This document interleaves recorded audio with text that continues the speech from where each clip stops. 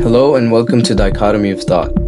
Today I want to dive into a book that's probably popped up on your radar if you're into personal growth, Atomic Habits by James Clear. This book is seriously packed with insights that can make lasting change feel manageable.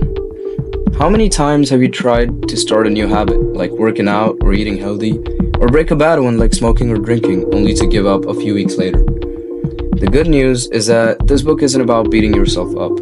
It's about making small, consistent changes that will actually last. So let's break down the essentials here and talk about the 4 laws that can help you finally make those habits stick.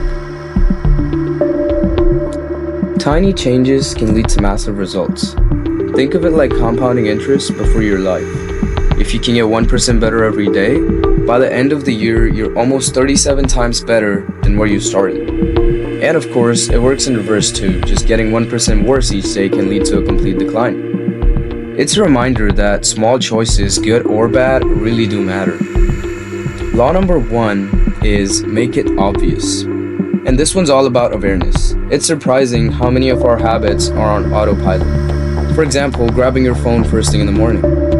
That's because the cue is just so automatic. There are 2 counters for this: habit stacking and environment design. Habit stacking is you take a habit you already do and link a new one to it. Let's say you want to start journaling every morning. If you already have a morning coffee habit, stack journaling right after your coffee.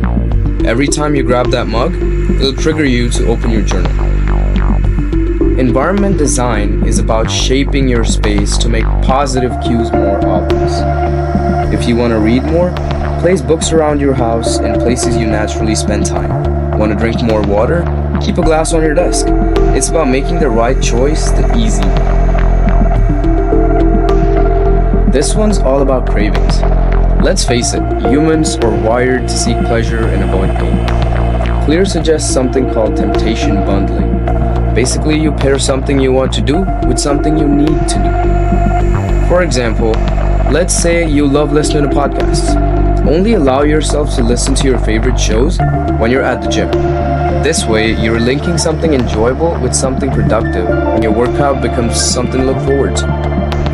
A bonus tip is to surround yourself with people who already have the habits that you want to build.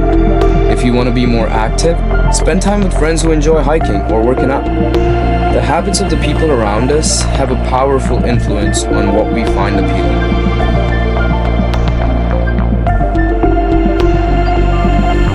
Most people think success comes down to willpower or motivation, but it's really about reducing friction. If something feels hard to start, we're way less likely to do it.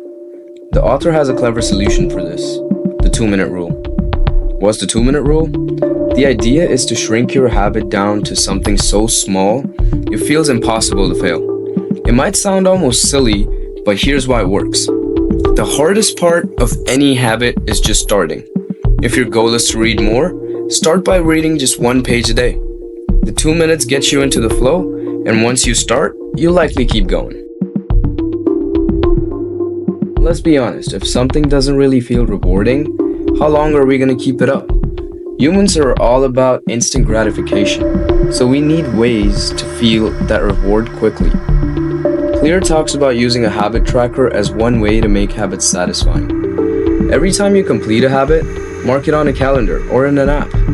It's simple, but the visual of seeing your progress build up can really be motivating. There's a certain satisfaction in not wanting to break that streak. Another tactic, commitment devices. For example, if you're trying to save money, set up an automatic transfer to your savings account. It's like a guaranteed way to reward yourself because every time you see that balance grow, it feels good. To break a bad habit, flip this concept on its head. Make bad habits unsatisfying.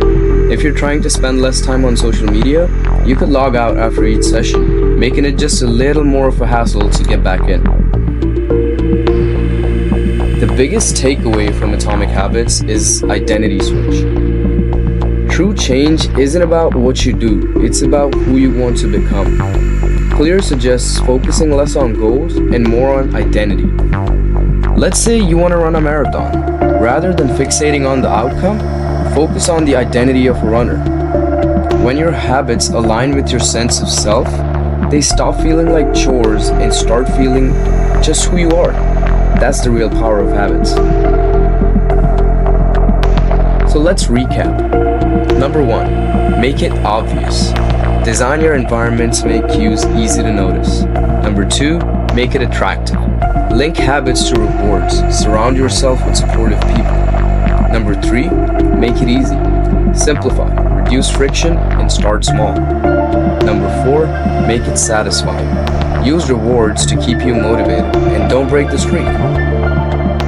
If there's a habit you're trying to quit, just make it invisible, unattractive, hard, and unsatisfying. Change doesn't need to be overwhelming. It's all about those small, consistent actions, those atomic habits that over time completely reshape who we are. If you found value in this breakdown, consider subscribing to Dichotomy of Thought for more ideas on self-improvement, philosophy, and practical wisdom. And remember, every habit is a step towards becoming the person you want to be. Until next time.